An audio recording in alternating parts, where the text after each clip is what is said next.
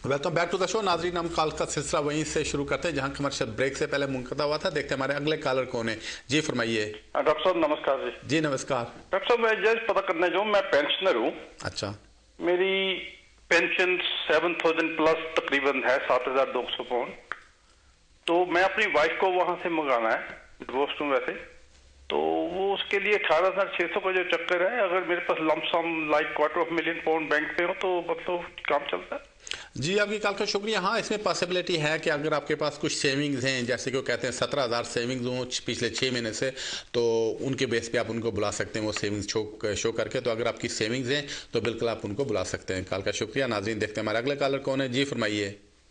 Hello doctor Malik, मैं अभी आपसे थोड़ी देर पहले बात कर रहा था। जी। मैंने 10 ईयर बेस पे अपना अप्लाई करना है, पर मेरा जो डिपेंडेंट है उनका वीजा भी मेरे साथ ही खत्म हो रहा है। तो उनका SLRM जो है, अभी जो नया रूल आया है कि आफ्टर 28 डेज अगर आप इलीगल रहते हैं इस कंट्री में then you can't apply under any circumstances. तो उनका SLRM। जी मैंने आपको बता दिया था कि आपको मैंने यही एडवाइस की थी कि अगर उनका वीज़ा आपके साथ ख़त्म हो रहा है तो वो आपके साथ एप्लीकेशन कर सकते हैं। अगर बाद में ख़त्म हो रहा होता तो आप उनको बाद में स्टे मिलने के बाद अप्लाई कर सकते थे। तो ऐसी सिचुएशन में जब आप इंडेफिनिट स्टे के लिए अप्लाई करेंगे, सेम टाइम उनके लिए एक्सटेंशन के लिए अप्लाई कर दें। कॉल का शुक्रिया। नाज़रीन, देखते हैं हमारे अगले कॉलर कौन है। जी फरमाइए। अस्सलाम वालेकुम मलिक साहब। वालेकुम सलाम।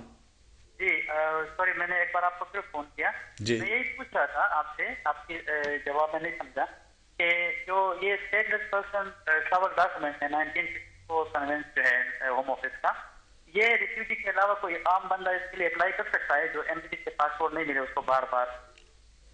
जी नहीं, इसमें ये होता है कि होम ऑफिस वाले इसमें बादर नहीं करते हैं, ना वो ट्रैवल डॉक्यूमेंट देते हैं। वो कहते हैं आपका अपना हेडेक है, अपनी एम्बेसी से जाकर बना कर ले आए पासपोर्ट। तो अगर आप बना कर ले जाते हैं तो फिर आपको उसके ऊपर स्टैंप लगा के दे देते हैं। लेकिन असाइलम सीकर्स के अलावा वो आम तौर पर आम हालात में वो ट्रैवल डॉक्यूमेंट इशू नहीं करते हैं। तो आप देख लें कि वो आपको क्यों नहीं एम्बेसी देती है, चूँकि एम्बेसीज की ड्यूटी यहाँ पर यही है कि आपको पासपोर्ट इशू करें। अगर आप लीगल तरीके से रह रहे हैं और वाकई वहाँ के सिटीजन हैं तो आपको पासपोर्ट मिलना चाहिए। कॉल का शुक्रिया। नाज़रीन, देखते हैं अगले कॉलर कौन है। जी फरमाइए।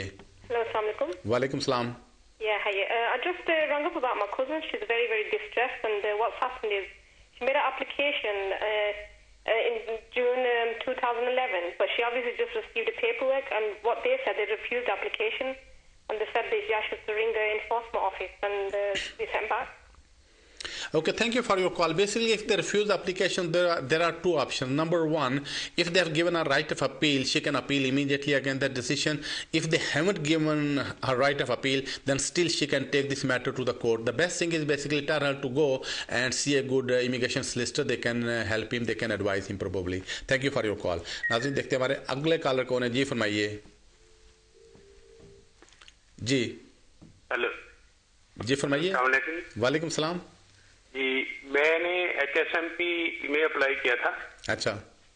तो उसमें ये था कि HSMP की ओरिजिनल एप्लीकेशन जो थी वो मैंने की थी अक्टूबर 2005 में। अच्छा। और HSMP लेटर जो अप्रूवल मिला मुझे अक्टूबर 2007 में मिला, अपील में गया था।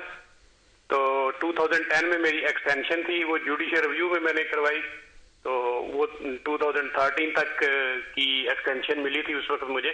अब मेरा क्वेश्चन आपसे ये है कि मेरा ILR जो है वो 4 ईयर वाला होगा या 5 ईयर वाला होगा?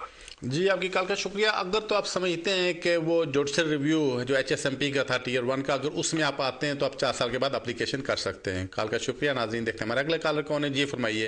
अस्सलाम वालेकुम जी। वालेकुम सलाम। मुझे सिर्फ ये पूछना था कि अगर स्पाउस वीजा पाकिस्तान से रिफ्यूज हो जाए, यहाँ पे हेयरिंग में भी रिफ्यूज हो जाए, तो क्या हम हाई कोर्ट में लेके जा सकते हैं यहाँ पे इंग्लैंड में? यहाँ पे असल में जो हेयरिंग होती है वो 3 जगहों पे होती है। पहले होती है एक फर्स्ट ट्राइब्यूनल में, तो वो अगर आपकी एप्लीकेशन रिफ्यूज़ कर दें तो फिर आप सीनियर जज के पास दोबारा अप्लाई करते हैं फर्स्ट ट्राइब्यूनल में ही कि वो आपको इजाज़त दें कि आप इसको अपर ट्राइब्यूनल में ले जाएं। तो वो अगर आपको इजाज़त दे देते हैं तो फिर आप अपर ट्राइब्यूनल में जा सकते हैं। लेकिन अगर वो आपको रिफ्यूज़ कर दें कि आप अपर ट्राइब्यूनल में नहीं जा सकते तो फिर आप डायरेक्टली अपर ट्राइब्यूनल में जा सकते हैं। और अगर अपर ट्राइब्यूनल वाले भी आपकी एप्लीकेशन रिफ्यूज़ कर दें तो फिर आप इसको हाई कोर्ट में ले जा सकती हैं। कॉल का शुक्रिया। नाज़रीन, देखते हैं हमारे अगले कॉलर कौन है। जी फरमाइए। मुझे लगता है कॉल ड्रॉप हो रही है। देखते हैं हमारे अगले कॉलर कौन है।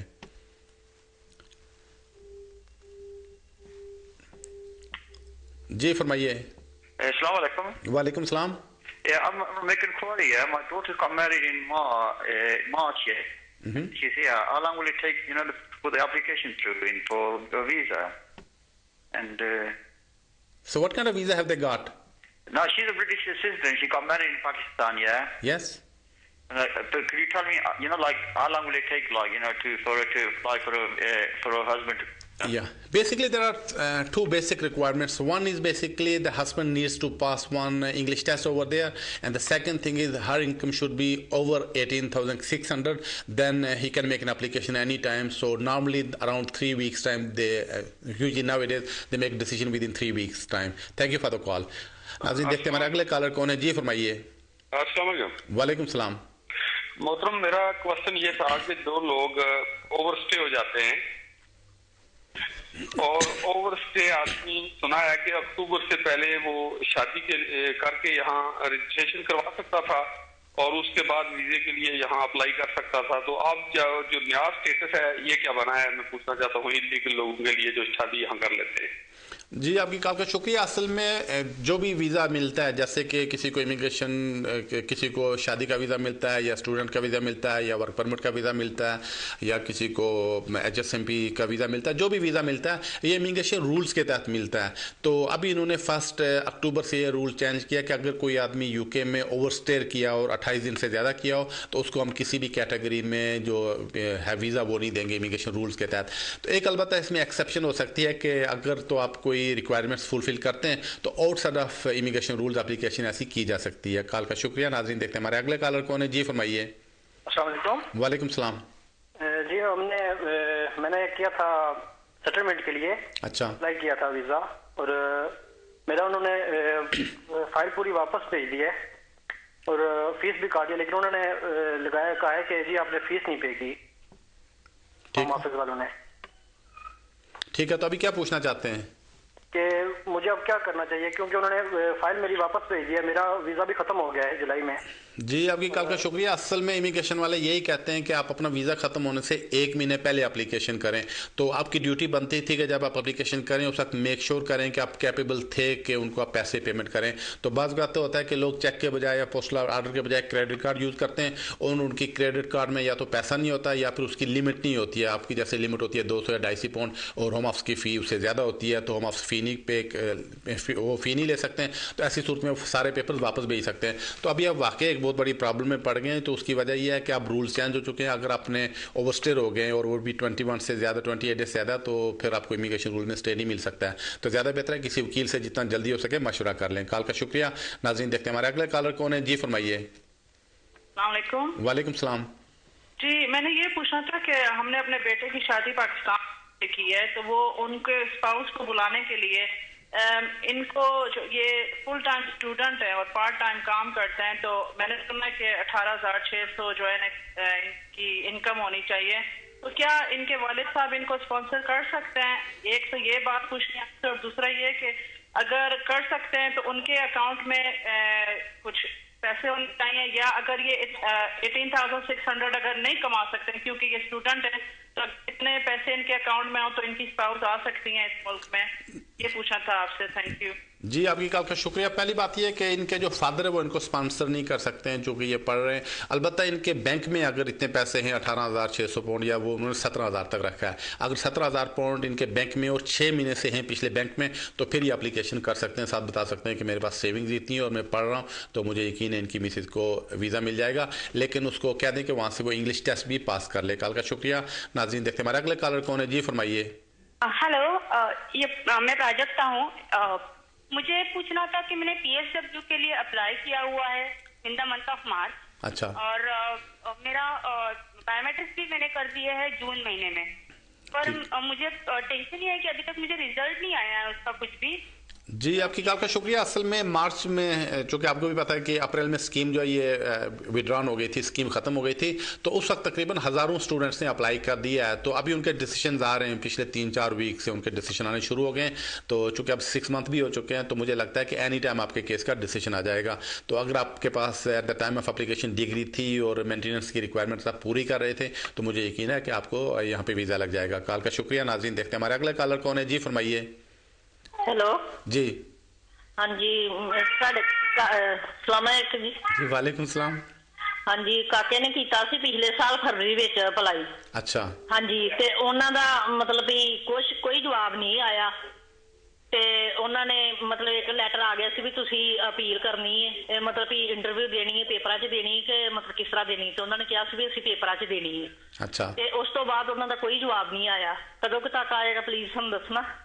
जी आपकी कॉल का शुक्रिया। असल में वो उनका जवाब आ गया था, उन्होंने आपका केस रिफ्यूज़ कर दिया था, उसके खिलाफ आपने अपील की थी, और जब अपील की थी तो उसमें शायद वो पूछते हैं कि आपने पेपर्स के ऊपर उसका फैसला करवाना है या कि आपने कोर्ट में जाकर उसका फैसला कराना है।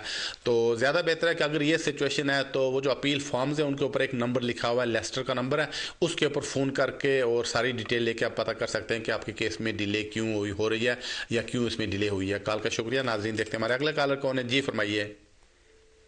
वालेकुम सलाम जी, मैं पाकिस्तान से बोल रहा हूँ जनाब। मैंने पूछा था कि अभी आप फरमा रहे थे कि जो 1000 पाउंड वाला रूल है चेंज हो गया है, इसको चैलेंज किया था तो ये चेंज हो गया है। तो अभी दूसरे किसी कॉलर को आपने कहा था कि अब आपकी अगर इतनी नहीं है तो आपका वीजा नहीं लगेगा। तो काइंडली फरमाइए, बताइएगा कि कितनी देर लगेगी इस रूल को चेंज होने में। जी आपकी कॉल का शुक्रिया। इसमें मुझे लगता है काफ़ी देर लग जाएगी, चूँकि कोर्ट एक से डिसीजन आ गया था हमारे हक में, तो उसके बाद होम ऑफिस ने ये करना था कि नया कानून बनाना था, नई प्रपोजल बनानी थी, उसको पार्लियामेंट में ले जाना था, वहाँ से पास करना था। तो पार्लियामेंट भी यहाँ पे दो उसके हैं, जैसे कि हाउस ऑफ कॉमन्स है, फिर हाउस ऑफ लॉर्ड्स है, फिर उसके बाद क्वीन सिग्नेचर करती है। ये काफ़ी लंबा प्रोसीजर है जिससे वो गुजरते हैं, तो मुझे लगता है इसमें काफ़ी देर लग जाएगी। तो इसमें कोई फिक्स टाइम नहीं है कि कितनी देर लगेगी। कॉल का शुक्रिया। और जब तक नया कानून नहीं बनता तब तक ये पुराना कानून ही लागू रहेगा। कॉल का शुक्रिया। नाज़रीन देखते हैं हमारे अगले कॉलर कौन है। जी फरमाइए। हेलो जी, मुझे आपसे पूछना था कि मेरे हस्बैंड को ना यहाँ पे 8 साल हो गए हैं। अच्छा। मुझे यहाँ पे तकरीबन अभी 4 साल हो जाएंगे। पहले मैं बहुत वर्किंग हॉलिडे मेकर पे थी, अब स्टूडेंट पे हूँ, पर मैं कॉलेज नहीं जा रही हूँ। तो हमने ह्यूमन राइट्स को डाला था तो उन्होंने रिफ्यूज किया, फिर जुडिशियल रिव्यू में डाला, वो भी रिफ्यूज किया। तो अभी वो लोग हमसे पैसे मांग रहे हैं कि जुडिशियल रिव्यू के पैसे दीजिए। वो किस तरह से ऐसा पैसे मांग रहे हैं और आगे हम क्या कर सकते हैं अभी? जी आपकी कॉल का शुक्रिया। अगर वो पैसे आपसे मांगते हैं वो आपको देना पड़ते हैं, क्योंकि अगर आप ऐसा केस हाई कोर्ट में ले जाएं जिसके ग्राउंड्स नहीं होते हैं, आपका केस स्ट्रांग नहीं होता है, तो वो आपका केस रिफ्यूज़ कर लें, तो जो कोर्ट की कास्ट है वो आपसे ज़रूर मांगते हैं। और कभी कभी जो ट्रेडरी सोलिसिटर्स होते हैं गवर्नमेंट के, उनकी कास्ट भी आपसे मांगते हैं, इस वजह से वो पैसे मांग रहे हैं। और जो पैसे आपसे मांगते हैं तो वो आप उनको दे दें। कॉल का शुक्रिया। नाज़रीन देखते हैं हमारे अगले कॉलर कौन है। जी फरमाइए। हेलो जी। हेलो वकील साहब, पूछना सीगा जिदा मेरी वाइफ ने जो केस आया 1 महीना हो गया। अच्छा। हेलो जी, क्या हो गया आपकी वाइफ को? वो 6 मंथ हो गया केस लगाया था, वो अभी उसका कोई जवाब नहीं आया। मेरे बच्चे भी इधर ब्रिटिश हैं। अच्छा, तो मिसेज आपकी कहाँ पे हैं? इधर ही है। तो यहीं से अप्लाई किया था? यहाँ से अप्लाई किया था। उनका वीज़ा क्या था पहले? वीजा विजिटर वीजा था उनका। जी आपकी कॉल का शुक्रिया। असल में जो विजिटर वीज़े पे ऊपर होते हैं वो यहाँ से, अगर आपने मैरिज की बेस पे अप्लाई किया तो वो यहाँ से चेंज नहीं कर सकते हैं। उसमें रूल यही था कि अगर कोई मैरिज की बेस पे अप्लाई करना चाहे तो अपने कंट्री से ही अप्लाई करें, तो इस वजह से शायद वो डिले हो रही है। कॉल का शुक्रिया। नाज़रीन देखते हैं हमारे अगले कॉलर कौन है। जी फरमाइए। वालेकुम सलाम। Can I just have a question regarding of my dad? Yes, sir, go ahead. Yeah, sorry. He's been accepted in 2006 as a refugee status, as a refugee. But yes, they grant him 5 years. No, the one is they changed it now. They're not giving him indefinite leave. They give him 5 years visa. That's right. And we applied for all my brother and sister. Everyone is get there in 2012, but the visa going to be expired in December. We're going to apply for that, but the only question I got from you, Dr. Ashraf, that's my dad is in pension. He's 72 years old. But for my brother and sister, the first question, did we need to take the test? The second question I got, my dad been away more like for the 5 years, been 16 months. He been a lot of been to Pakistan all over. Is going to be affecting anything or not? Or if you give me advice on this one. Okay, thank you for your call. Basically, if somebody is granted refugee status before that, years back, I remember they used to give indefinite stay directly, but after that they changed the rules. Nowadays they grant basically 5 years visa to them. So on expiry of 5 years, they can make an application for indefinite stay. So the main applicant, he doesn't need to pass a life in UK test, so you can go ahead and make an application. So if he hasn't been stay away more than 3 months in a year, then there shouldn't be any problem. So as far as other family members are concerned, the best thing is basically they should pass life unique test, because soon after that they'll be thinking to apply for British nationality, then they will definitely need for that. Thank you for your call. नाज़रीन देखते हैं हमारे अगले collar कौन है जी, फरमाइए। Hello जी। Hello, अस्सलाम वालेकुम। वालेकुम सलाम। मैं मुख्तार बोल रहा हूँ जी, रेड एक्स जी। मेरे बेटे ने शादी हुई पाकिस्तान में, तो बच्ची ने वाइफ ने उसने वीजा मिल गया, तो मैं पूछना है कि मतलब वीजा होने के बाद कितना अर्सा उस पर कर सकनी पाकिस्तान। जी, आपकी कॉल का शुक्रिया। ज़्यादा बेहतर है को 28 दिन के अंदर अंदर यूके में आ जाए तो फिर उसके लिए कोई प्रॉब्लम नहीं होगी। तो अगर उसको वीज़ा मिल गया तो बड़ी अच्छी चीज़ है, लेकिन 28 दिन के अंदर अंदर यूके में आ जाए। कॉल का शुक्रिया। नाज़रीन देखते हैं हमारे अगले कॉलर कौन है जी, फरमाइए। हेलो, अस्सलाम वालेकुम। जी फरमाइए।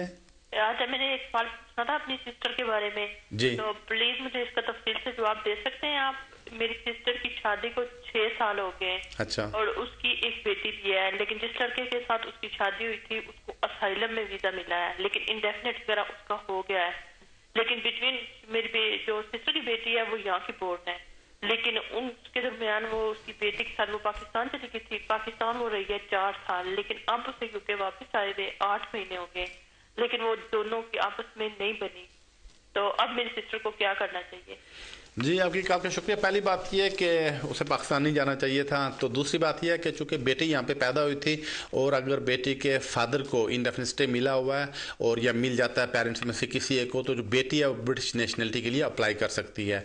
तो मेरी आपको एडवाइस है कि जितना जल्दी हो सके उसकी जो बेटी है उसके लिए ब्रिटिश नेशनलिटी के लिए अप्लाई कर दें। उसके बाद फिर आपकी सिस्टर के रहने के चांसेस काफ़ी ज़्यादा हो जाते हैं। कॉल का शुक्रिया। नाज़रीन देखते हैं हमारे अगले कॉलर कौन है जी, फरमाइए। जी, मुझे लगता है ये कॉल ड्रॉप हो रही है। देखते हैं हमारे अगले कॉलर कौन है जी, फरमाइए।